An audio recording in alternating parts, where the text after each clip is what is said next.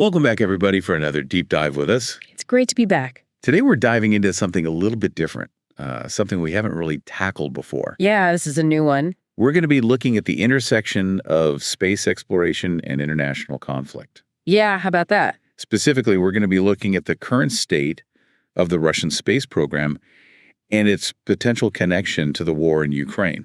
It's really a fascinating topic when you think about it. It really is. Yeah. And to guide us through all of this, we're going to be looking at an opinion piece. Okay. It's from The Hill. Okay. Published pretty recently, actually, just on January 12th of this year. All right. By Mark R. Whittington. And the title is pretty eye-catching. What is it? Trump can use Russia's space program to end the war in Ukraine. Oh, wow. That's a bold statement right out of the gate. It is. And, we're going to break it all down. Okay. Whittington starts by laying out some of Russia's grand ambitions for space. They're talking about replacing the ISS, collaborating with China on a lunar base. Yeah. Even a nuclear reactor on the moon. Oh, wow. It sounds pretty ambitious. Yeah, it does. It's like they're really trying to make a statement. It does sound like they want to kind of be the dominant force in space. Yeah, reclaim that glory from the Soviet era, maybe. Yeah, exactly. But here's the thing that Whittington brings up. Yeah. He highlights a study from the Foreign Policy Research Institute Okay. that suggests that Russia is facing some serious hurdles in achieving all of these goals. What kind of hurdles? Well, it really boils down to the impact of sanctions. Right, because of the war. Exactly. So Yeah. it's not just a lack of access to technology and materials, but it's also just a drain on their economy and their workforce. Makes sense. Essentially all of this is being diverted away from space exploration. So it's like the classic guns versus butter, but Yeah. instead of butter, it's rockets. It's rockets, exactly. Interesting. And so the war is really impacting their ability to fund and staff these projects. But is this something new? Is this all just a result of this current war? Or That's a good question. is there something else going on? Yeah. Well, Whittington and the Foreign Policy Research Institute study suggest that this decline may have started even before the current conflict, Really? potentially going back to 2014 after the annexation of Crimea. Oh, wow. So it seems that the seeds for all of this were sown years ago. So even before the full-scale invasion, there were already problems. Exactly. And, it begs the question, what happened back then that might have started this downward trend? Yeah, what could have been that initial trigger? Was it just the first round of sanctions or was it something else? Right. And to understand that we need to go even further back. Okay, further back in time. Yeah, to a pivotal moment in Russian space history. All right, I'm listening. And that is the death of Sergei Korolev in 1966. Korolev, I'm not familiar with that name. Well, think of him as the mastermind. Okay. Behind the Soviet space program, he was the brilliant mind behind their early successes. So like a visionary. A true visionary, and here's a twist, he was actually Ukrainian. Oh, wow. Okay. And his death after a botched surgery was a devastating blow to the program. I can imagine. And many argue that this ultimately led to the Soviets losing the moon race to the U.S. That's a huge turning point. It was a major turning point. Right. So what happened after Korolev's death? Did they recover? Well, that's the concerning part, isn't it? Yeah. Whittington actually brings up an article from Ars Technica to kind of illustrate this stagnation. Okay, what did that article say? Well, it talks about how Russia was celebrating the 2000th launch of a rocket from the R7 family.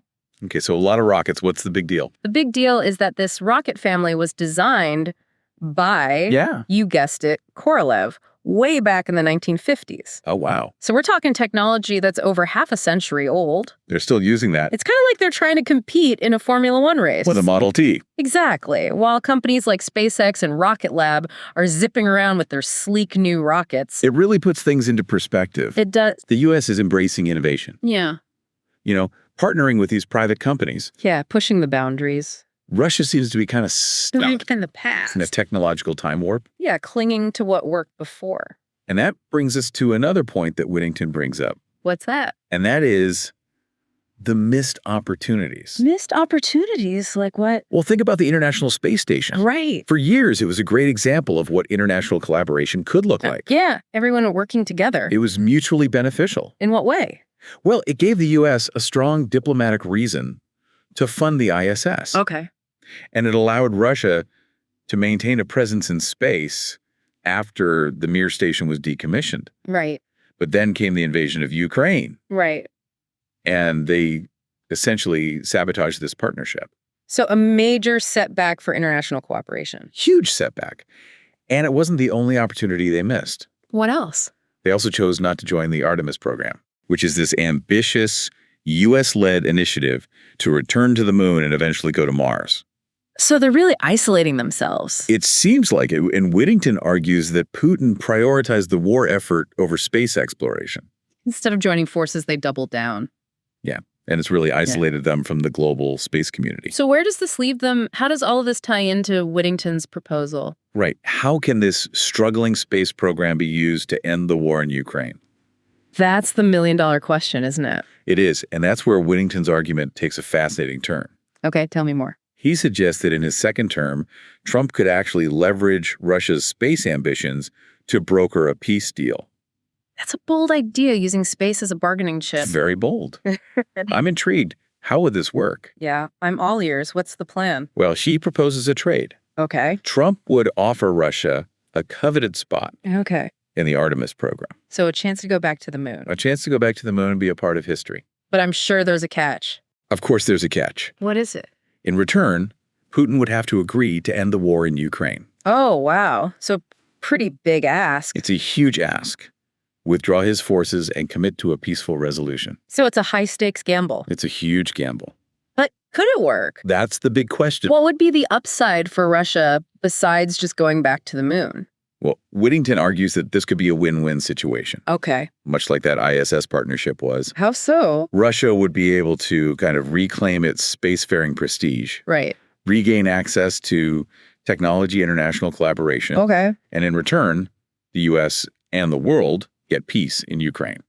So you're trading peace for a spot on the moon. Exactly. It's a fascinating proposition. It is using space exploration as a bargaining chip. In a major geopolitical conflict, but the question is it realistic? Could it actually work? Yeah, let's explore that a little deeper, shall we? Let's dive into that in part 2 of our deep dive. So we've established that Russia's space program is facing some serious challenges. And Whittington is proposing this pretty bold solution. Yeah. You know, using their desire to go back to the moon as leverage to end the war. That's an interesting idea. It is, but let's be realistic for a second. Okay. Is it a place in this Artemis program really a tempting enough offer, you know, for Putin to consider ending a war that he seems very much invested in? It's a good question, and it's one that Whittington actually addresses in the article. Okay. He acknowledges that this is a complex situation. Right. Putin has shown that he's a leader driven by this very specific vision of, you know, restoring Russia to what he sees as its rightful place on the world stage. Right. And that seems to be through military power. Yeah. You know, territorial expansion. Exactly. So where does space exploration even fit into all of that? It seems almost contradictory to his current approach. That's exactly the point that Whittington is making. He argues that by offering Putin a different path to achieving this greatness, one that's based on, you know, scientific achievement, international collaboration, rather than military conquest. Yeah. It might actually appeal to a different side of his ambition. So it's like saying, hey, instead of fighting over this, you know, piece of land, let's work together and build this, you know, lunar base, this stepping stone to the cosmos. Exactly. It shifts the focus. It's a whole new game. It really is. And let's not forget the potential economic benefits for Russia. You know, joining Artemis would give them access to technology resources that could boost their own space program and even their economy as a whole. Yeah, it's a tempting package when you look at it that way. It is. But even if Putin was tempted by this, you know, this lunar olive branch, wouldn't backing down from the war make him look weak, especially to his own people? To his own people. And, you know, on the international stage. It's a valid concern. And Whittington acknowledges that, you know, there could be backlash from hardliners. Yeah. Within Russia who see the war as, you know, this vital struggle for dominance. But he also suggests that Putin could spin this as a strategic victory. Okay. How so? Imagine the narrative, you know, we've achieved our objectives in Ukraine, we secured our borders. And now we're turning our attention to even greater goals. Like conquering space. It could be presented as a sign of strength, you know, shifting from this regional conflict to a global endeavor. It's risky, but I can see how it could appeal to, you know, both his ambition and his need to maintain this strong image. Yeah, it's a gamble for sure. It is. But what about the U.S.? What are the downsides for us in this deal? Well, some critics would say that you're essentially rewarding bad behavior. Okay. You're giving Putin this prize after he launched this unprovoked war. Right. It could set a dangerous precedent. Exactly. It's almost like you're incentivizing aggression. And there's also the risk that, Russia could use its involvement in Artemis to gain access to sensitive technologies and, potentially use those for military purposes. Right. That's always a concern when you're dealing with sensitive technology. Yeah. So it's not a simple solution. There are definitely risks involved for both sides. Definitely. But are there any examples, from history where scientific collaboration has led to some kind of diplomatic breakthrough? There are some interesting parallels. Think about the Apollo-Soyuz test project back in 1975. Remind me, what was that? This was a joint mission between the U.S. and the Soviet Union. Oh, wow. At the height of the Cold War. Okay. Their spacecraft docked in orbit, and you had the astronauts and the cosmonauts shaking hands, exchanging gifts, conducting joint experiments. It was this really powerful symbol of cooperation amidst, this intense rivalry. It's amazing to think that they could put aside their differences and I know, right? Collaborate on something like that. It really shows you the power of space exploration. It does. Do you think it had any lasting impact on their relationship? It's hard to say for certain, but many believe that it did help to ease tensions. Okay.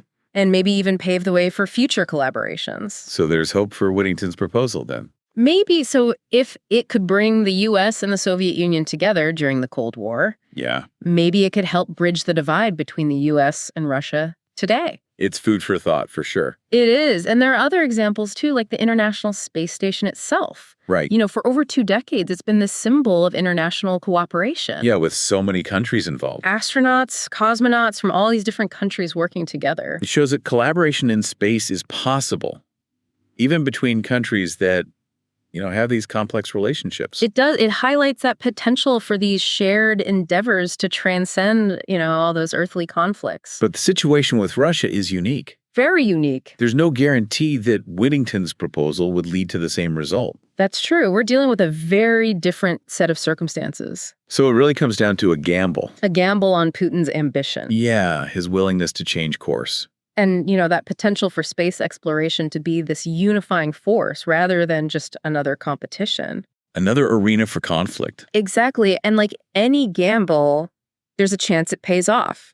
We get a more peaceful world and this new era of space exploration. But it could also backfire. Oh, absolutely. It could escalate, tensions, make things even worse. It's a fascinating proposition. It really is. Yeah. And it leaves us with more questions than answers. That's what makes it so interesting, though, isn't it? It really does. In the final part of our deep dive, let's, delve a bit deeper into some of these potential implications of Whittington's proposal. It's interesting, Whittington's proposal. Yeah. It's not just about ending the conflict in Ukraine. Right. It's almost like he's suggesting a whole new way of thinking about international relations. Yeah, it's a pretty big shift, isn't it? It is. Like, instead of just focusing on military strength or economic sanctions. Yeah, the usual tools. He's saying, hey, let's tap into this shared human desire. Okay. To explore, to push boundaries, to reach for the stars. Like a more positive approach. It is. Instead of fighting over this piece of land. Let's work together to build a lunar base, a stepping stone to the cosmos.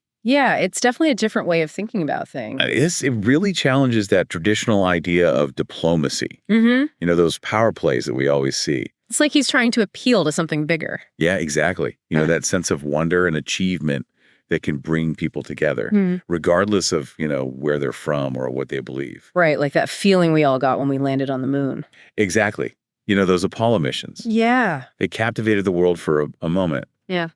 It felt like we were all united. United in awe of this incredible thing that we had accomplished. Exactly. Yeah. I wasn't even alive then, but I've seen the footage. Yeah. And you can just feel that excitement, that collective sense of accomplishment. It's powerful stuff. It is. And what if we could recapture that spirit? Mm-hmm. Not just for space exploration, but for, tackling other big problems. Yeah. The problems that really affect everyone. Exactly like climate change, poverty, disease, right. These are things that impact us all. No matter who you are or where you live. It's like Whittington's proposal is this little example of this bigger idea that by working together, focusing on our shared humanity, right, we can actually build a better future. It's inspiring. It is, but is it realistic? That's the big question, isn't it? Yeah. Is Whittington being overly optimistic? Is he underestimating how divided we really are? Yeah. I mean, the world is a complicated place. It is. There's no doubt about that. There are no easy answers. But I think what's so great about his argument is that it's audacious. Yeah. You know, he's not afraid to think outside the box. To challenge the status quo. Exactly. He's not saying this is a guaranteed solution. Right. But he's encouraging us to consider different approaches. To explore those possibilities. Even the ones that seem a little far-fetched. And maybe that's what we need right now. A little bit of hope. A little bit of audacious hope. Exactly. And a willingness to consider that, you know, maybe things that seem totally unrelated. Like space exploration and war. Could actually hold the key to solving these big problems. It's powerful thought.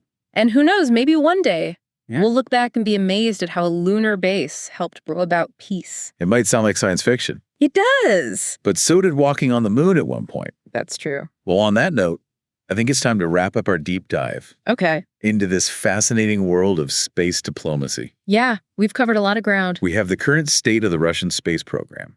This bold proposal to use space exploration as a bargaining chip for peace. We've looked at history. We've analyzed the risks. And hopefully we've sparked some new ideas. Some new ways of thinking about how seemingly different things can actually be connected. And how they can impact each other. As always, we encourage you to keep exploring, to stay curious. What other crazy solutions are out there? Yeah, what other seemingly unrelated fields could help us achieve diplomatic goals? Keep asking those questions. Keep pushing the boundaries of what's possible, because sometimes the most transformative journeys begin with a single thought. A daring thought. Exactly. So until next time, keep looking up. Keep exploring. And keep exploring that vast universe of knowledge and possibilities out there.